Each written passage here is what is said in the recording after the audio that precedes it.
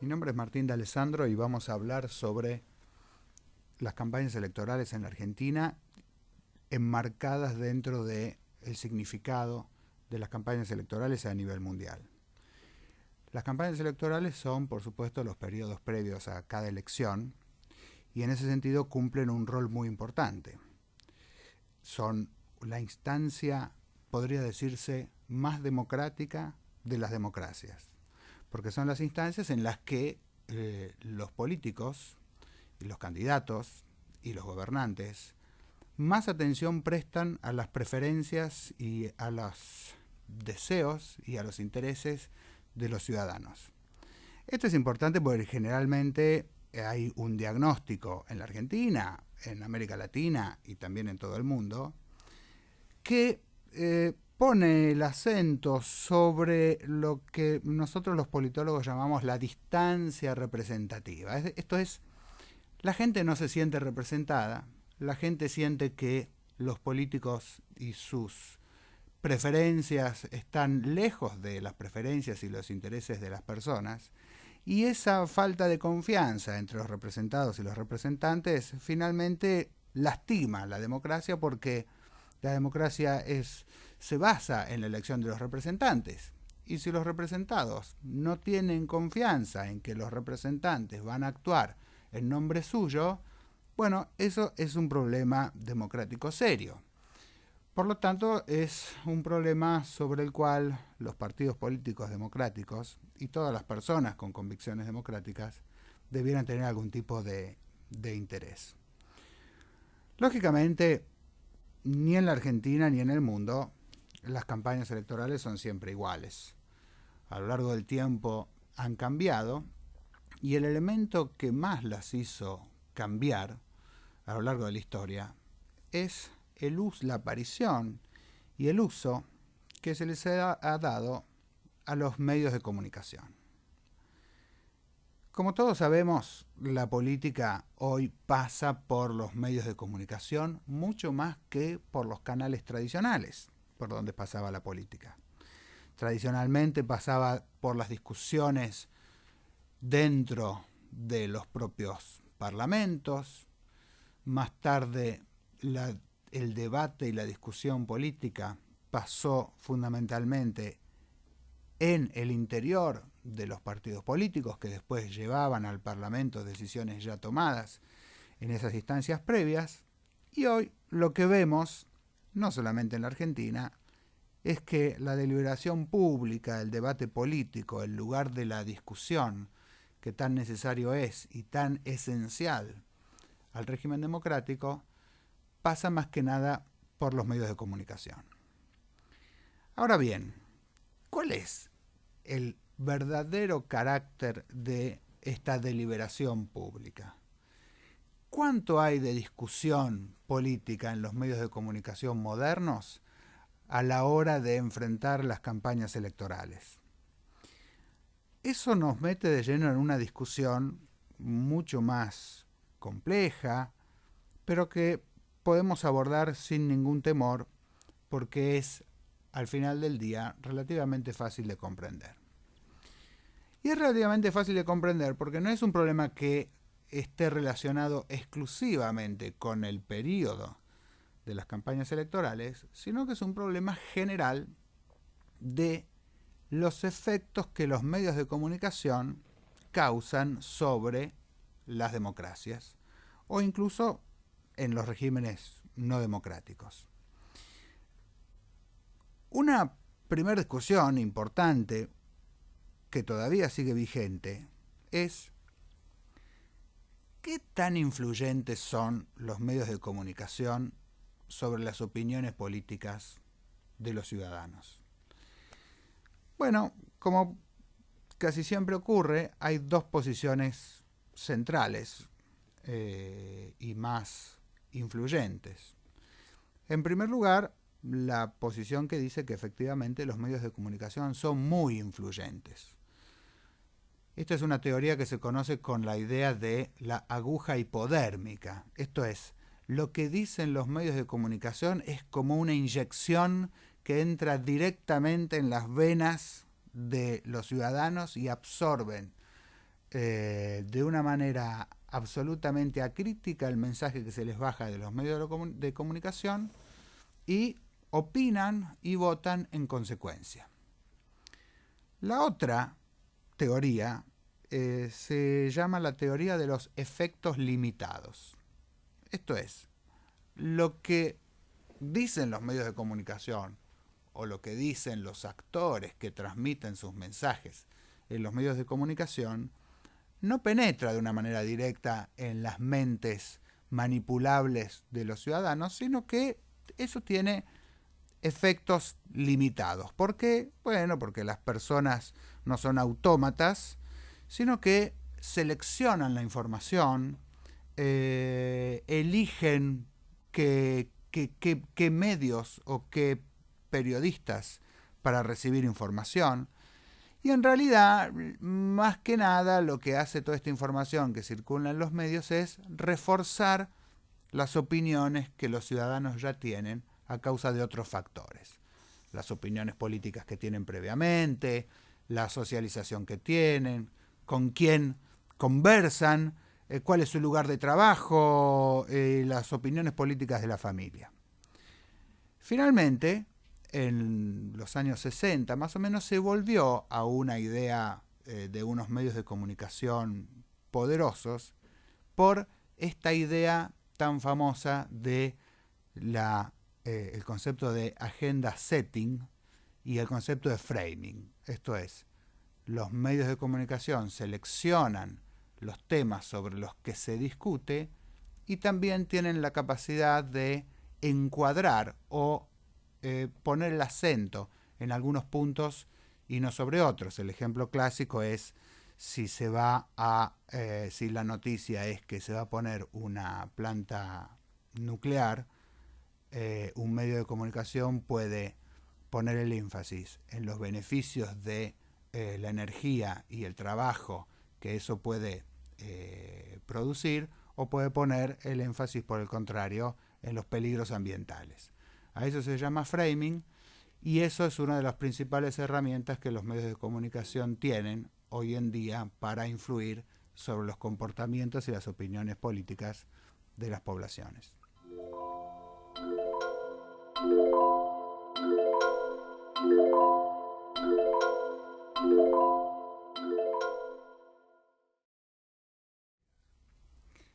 Decíamos recién que una de las discusiones fundamentales cuando se discute sobre las campañas electorales y más en términos generales sobre los medios de comunicación, que una primer gran discusión entre los especialistas es si los medios influyen mucho o si los medios influyen poco sobre los ciudadanos democráticos.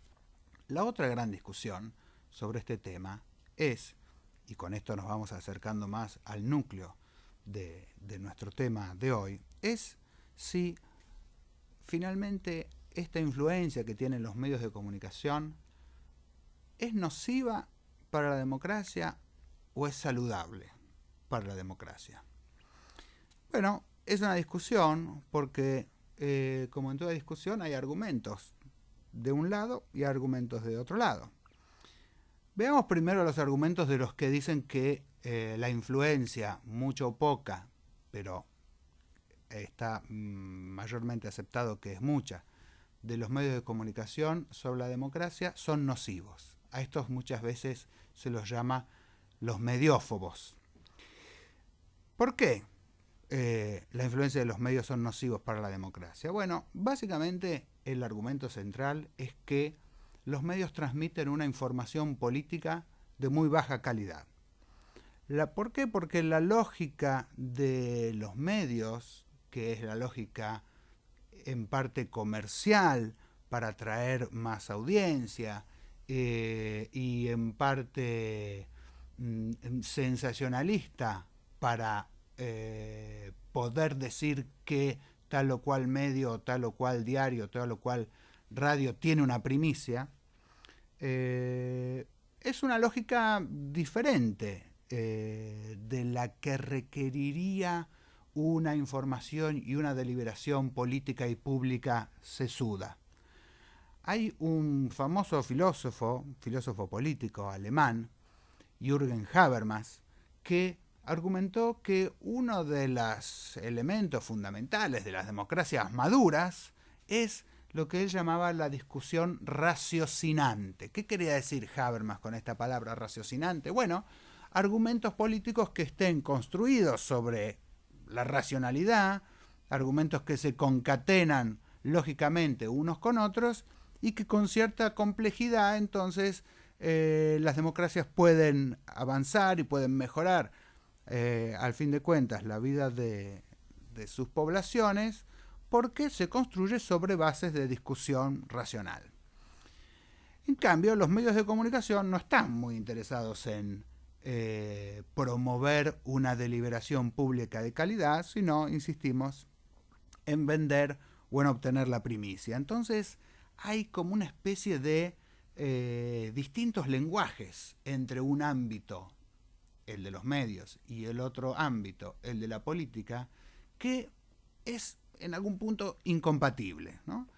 Es incompatible porque, porque la prensa tiene otros intereses y dedica poco tiempo o poco espacio a los asuntos políticos y por tal motivo tiene que reducir la cantidad de información, y al reducir la cantidad de información se reduce necesariamente la complejidad, porque la lógica de los medios está regida por la inmediatez y la lógica de la primicia, de lo acaba de decir recién el político tal o cual cosa, mientras que en la lógica de la política es la lógica de los acuerdos y tienen cierta inmediatez cierta mediatez, cierta lentitud que necesita ser trabajada, y ahí también radica una incompatibilidad. Y finalmente, porque los medios, para llevar mensajes simplificados, lo que hacen es personalizar la política. Este es otro tema importante del que se viene discutiendo desde hace bastantes años, la idea de la personalización de la política.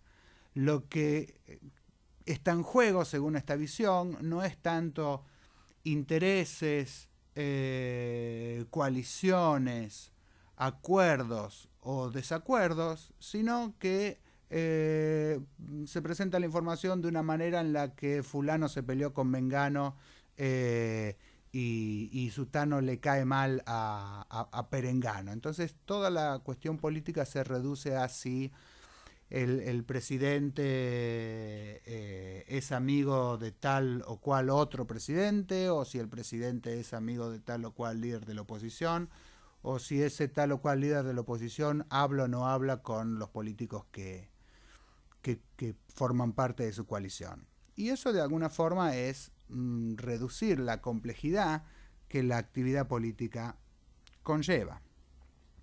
Estos son los argumentos básicos de los mediófobos, de los que están de alguna forma en contra de las campañas tan mediatizadas. Y por otro lado están los mediófilos, es decir, aquellos que creen que la información que preponderantemente en los momentos y en los periodos de campaña circula como un elemento positivo para la democracia. Porque ellos argumentan, es probable que algunos argumentos propios de la complejidad de la política se simplifiquen en los medios, pero por otro lado, que esa información circule en los medios y que muchos ciudadanos estén expuestos a esa información, genera cierto compromiso político, cierta identidad o simpatía con algunos partidos y no con otros, genera conocimiento acerca de cuáles son los partidos que se disputan el poder, genera en este sentido cierta educación cívica, puede dar lugar a ciertas instancias de participación de alguien que es estimulado en los medios y a partir de eso participa de marchas, actos, movilizaciones, etc.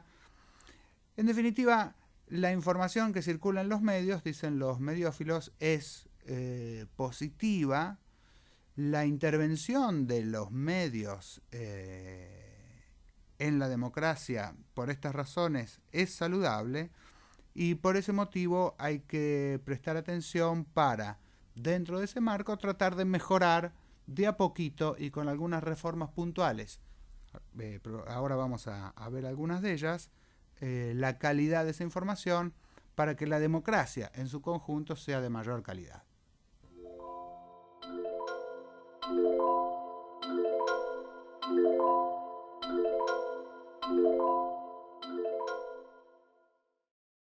Las campañas electorales en Argentina son tradicionales porque los candidatos recorren los barrios y alzan a los bebés y les dan besos, o son hipermodernas porque usan las redes sociales y todas las técnicas de segmentación del electorado que uno se puede imaginar. Bueno, en Argentina y en general en América Latina, las campañas electorales son las dos cosas a la vez. Tienen algunos elementos de las campañas antiguas y algunos elementos de las campañas modernas. La teoría, en términos generales, subdivide las campañas electorales en tres periodos, ¿no? Las campañas premodernas son esas tradicionales que aparecen en las películas en las que se sube el candidato a un tren, y el tren acá es el elemento central, y recorren el territorio arriba del tren, y en cada localidad o en cada pueblo al que llegan se bajan en la estación, da un discurso con un micrófono metálico, la gente aplaude y el tren, cuando termina el discurso, sigue su camino. Estas son, bueno, campañas típicas del último cuarto del siglo XIX y de la primera mitad del siglo XX, ¿no?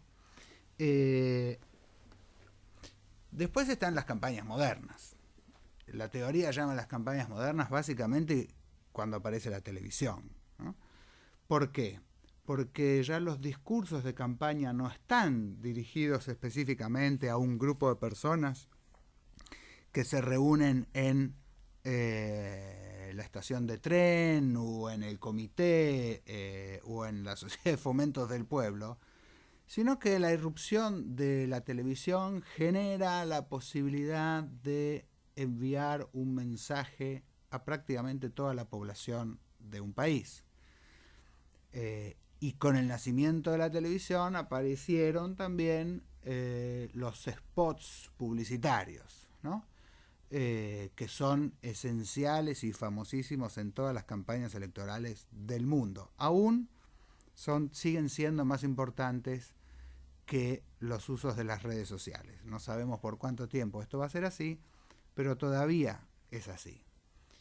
Y con la irrupción de las campañas modernas, ¿no? Uno generalmente se menciona la campaña del presidente Eisenhower a principios de los años 50 en Estados Unidos como la irrupción de las campañas modernas, y en el caso de la Argentina, la campaña de Raúl Alfonsín en el año 83 fue la primera que incursionó en técnicas de captación de voto modernas, acordes a lo que estaba sucediendo en muchos países del mundo. La posibilidad que brindan las campañas modernas es, insisto, hablarle a un público muy amplio y poder, desde que se inventa el video y los mensajes grabados, ir direccionando los mensajes y segmentándolos en el tiempo para poder ir llevando a lo largo de todo el periodo de la campaña diferentes mensajes. Ahí algunos autores dicen que empieza un poco la decadencia de la democracia y la discusión pública, porque aparecen los asesores de imagen que empiezan a decirles a los políticos que no tienen que hablar con mensajes complejos, sino con mensajes extremadamente simples, ser personalmente ellos agradables y seguir una estrategia para tratar de maximizar la cantidad de votos que sacan, que incluso muchas veces va en contra de lo que los propios candidatos y los propios políticos quieren decir y en contra de lo que ellos mismos son, ¿no? A veces a mí me gusta pensar en ejemplos que aparecen en el cine, y en este sentido hay dos películas que a mí me parecen muy representativas de las campañas modernas que aparecen entre los años 50 y los años 90, mediados de los años 90. Una es una muy buena película que se llama El Candidato. El protagonista es Robert Redford. La secuencia, la trama de la película, Robert Redford es un abogado honesto de una ciudad pequeña, y los cerebros cazatalentos de el partido demócrata le propone ser candidato a un cargo legislativo, y Robert Redford acepta bastante ingenuamente, pensando que iba a poder transmitir lo que él verdaderamente creía y iba a poder ahí desplegar el liderazgo que tenía en su pequeña comunidad. Pero poco a poco la película va mostrando cómo los asesores de campaña y las necesidades del discurso político orientado exclusivamente a la captación de votos lo va transformando en una persona que él no es, y va siendo empujado de alguna forma a decir cosas que él jamás hubiese dicho. Lógicamente la película mira este proceso con una connotación negativa. Lo mismo que la otra película que yo también creo que ilustra esto muy bien, que es la película Colores Primarios, es famosa, en la que John Travolta hace un candidato presidencial que cuando inicia la película y inicia su campaña es una persona y tiene un equipo de campaña muy reducido y tiene buenas intenciones y tiene poca plata, y a medida que transcurre la campaña y él empieza a ver que tiene cada vez más posibilidades de ganar, nuevamente el discurso político cambia por completo y se deja atrapar por una característica muy típica de las campañas estadounidenses, que es la campaña negativa. Es decir, el ataque al contrincante, cosa que, dicho sea de paso, en la Argentina se ha usado bastante poco, y cuando se ha usado, al menos a nivel presidencial, no ha tenido mayores resultados.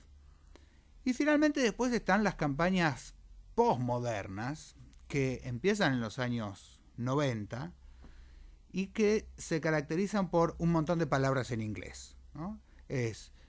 Son las campañas diseñadas por los spin doctors, ¿no? Que son estos especialistas en medios de comunicación, en generar sound bites, ¿no? Frases cortas de 9 palabras que los políticos tienen que decir, porque es eso lo que la mayoría de la población recuerda. Aparece el targeting, es decir, la segmentación pormenorizada de los diferentes públicos a los que les llevo un mensaje muy particularizado que no reciben los otros públicos. Esto se logra muy eficazmente usando las redes sociales, por supuesto. Y esto lleva a otra palabra en inglés, que es el narrowcasting, ¿no? Si la televisión a nivel nacional podía llevar mensajes, o tenía la intención de llevar mensajes a un público muy, muy amplio, ahora lo que se busca es direccionar mensajes muy angostos y muy direccionados a segmentos muy, muy, muy específicos de la población. Hay una película muy interesante que muestra estos cambios en las campañas, que se llama Los Idus de Marzo, que también la recomiendo. Es una película que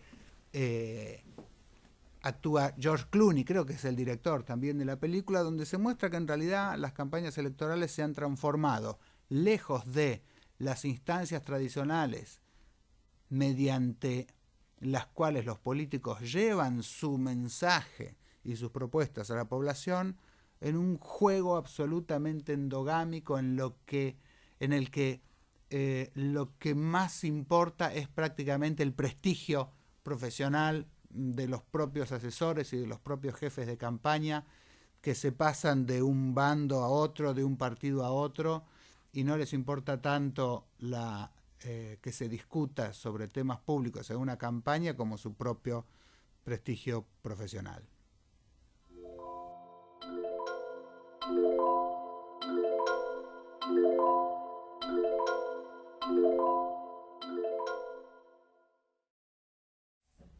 Decíamos antes que las campañas electorales han ido evolucionando a lo largo del tiempo. Esto es muy patente en el caso de la Argentina. Veamos algunos ejemplos. En 1963, el candidato a la presidencia radical Arturo Illia cuenta un periodista la siguiente anécdota. Alguien le menciona en el medio de la campaña a Arturo Illia que sería bueno ir a los programas de televisión. Y Arturo Illia dice, de ninguna manera, eso es solamente para las personas histriónicas. Inmediatamente se da vuelta, cuenta el periodista, y le dice a un asesor, por favor, usted no se olvide del tema de las propaladoras. Las propaladoras son las camionetas con un altoparlante que muy típicas de las campañas de pueblo y no tanto de pueblo, que van anunciando que va a haber tal reunión y que va a haber tal candidato. O sea, en el año 63 era más importante para un candidato presidencial las propaladoras para llevar el mensaje que ir a la televisión. 10 años después de eso, el candidato presidencial Héctor Cámpora, en el año 73, hace la siguiente declaración. Dado que el peronismo ha ganado la calle, bien le puede regalar los medios a los otros partidos. Y hace una campaña electoral en la que la presencia de él en los medios y la publicidad no tiene ningún peso. Y sabemos que arrasó en las elecciones. Sacó casi el 50%. De manera que veamos el contraste con lo siguiente. 10 años después del 73, en la campaña del 83, el peronismo seguía en la misma tesitura. El candidato peronista Luder no tenía ningún interés, incluso dejó de ir al programa de mayor rating de ese momento, que era un programa que iba al mediodía. En cambio, el candidato ganador, Alfonsín, había diseñado junto con su equipo una campaña en la que combinaba elementos de las campañas tradicionales, como por ejemplo las movilizaciones y las grandes movilizaciones, junto con las primeras herramientas modernas y una utilización muy inteligente de los spots electorales. Y también sabía que tenía que segmentar su discurso a determinados segmentos de la población si le quería ganar al peronismo.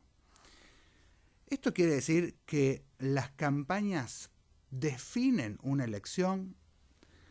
No, las campañas no definen una elección. Las campañas son muy influyentes y juegan un rol muy importante, pero las campañas y los resultados electorales finalmente las deciden las cuestiones políticas, ¿no? En el caso de la Argentina, las campañas electorales, como vemos, no tenían ninguna incidencia en los años 60 y 70 porque la política pasaba por la acción directa, por la ideologización, por la movilización y por el carácter dominante del peronismo. Pero en los años 80 y en los años 90, cuando empieza a haber una cierta, entre comillas, normalización de la política, después del tremendo proceso de reorganización nacional, la última dictadura, y la instauración de una normalidad política, de una convivencia pacífica y de una competencia abierta, pero leal entre los partidos políticos en términos electorales, eso da la posibilidad a que se empiecen a desarrollar cada vez más instancias de campañas electorales que, si bien no vuelcan absolutamente el resultado de las elecciones, pero sí se convierten en herramientas importantísimas. A medida que transcurren los años 90, se hace muy evidente en las campañas electorales de la Argentina este proceso que algunos criticaban tanto, que es el proceso de personalización de la política. Por supuesto que hubo ese proceso, tuvo un ejemplo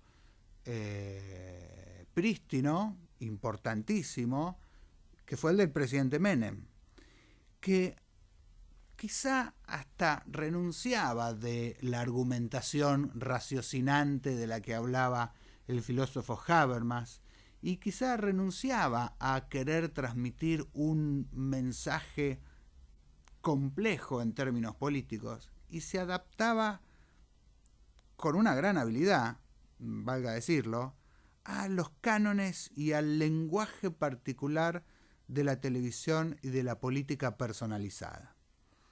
Eso fue un momento de parteaguas entre lo incipiente de las técnicas modernas para ganar una elección y los condimentos de personalización de la política, de farandulización y de reducción casi al mínimo de los asuntos políticos en términos de complejidad. Todo empezó a girar alrededor de la aceptación, la simpatía o el rechazo y la antipatía de la persona del presidente Menem. Y eso redujo en gran parte la calidad de los mensajes y del debate político en la Argentina. En algún punto el radicalismo de aquella época no pudo escapar, porque si recordamos la campaña presidencial del presidente de la Rúa, si bien tenía un contenido político claramente discernible cuando uno repasa algunos hitos de la campaña, sin embargo, lo que ha quedado en gran medida en la memoria colectiva es la idea que las políticas no eran tan importantes como un cambio de actitud y un cambio de personalidad frente al histrionismo de Menem que la seriedad de la Rúa representaba. Por supuesto que esto no tiene nada que ver con los problemas complejos políticos que llevaron finalmente al gobierno de la Rúa al desenlace que conocemos. Pero la discusión política en términos profundos tuvo ciertas limitaciones en términos de, insisto, las campañas electorales. Después de eso, el kirchnerismo comparte muchos de los presupuestos de esa política personalizada. Es cierto que ya no tanto en tono de comedia o de farandulización alegre como en la época de Menem, pero en tono de tragedia.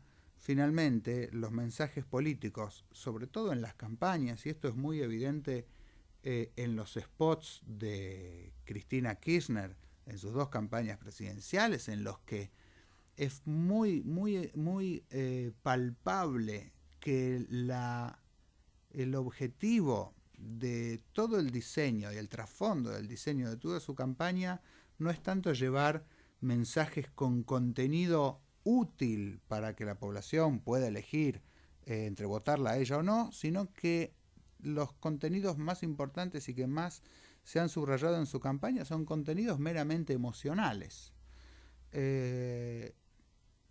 Y esto en algún punto también es un déficit de la democracia, porque de la misma manera en la que Menem capitalizaba políticamente en sus campañas y en sus expresiones mediáticas, y fue el primero que empezó en esta idea de la campaña permanente, ¿no? De los gobiernos que están permanentemente en campaña. Él empezó con esta minimización de la relevancia de la palabra y el peso de la palabra empeñada. El kirchnerismo, y particularmente la presidenta Kirchner, también tiene en parte esta característica. No es la hilación de su discurso el principal elemento de sus campañas electorales, sino todo lo contrario, el componente emocional que ella es capaz de despertar, y también lo hace con mucha habilidad, esto hay que reconocerlo, para despertar la adhesión política en grandes sectores de la población. Esto no quiere decir, lógicamente, que todos los votos del kirchnerismo sean producto de el no pensamiento y la identificación con una viuda doliente, pero, porque por supuesto la política siempre expresa mucho más que eso, pero sí me gustaría subrayar que en los mensajes estratégicamente diseñados, los mensajes que se intencionalmente transmitieron a la población para lograr la adhesión del voto no estuvieron tan centrados en las políticas, sino en las emociones de la propia persona de la presidenta Kirchner.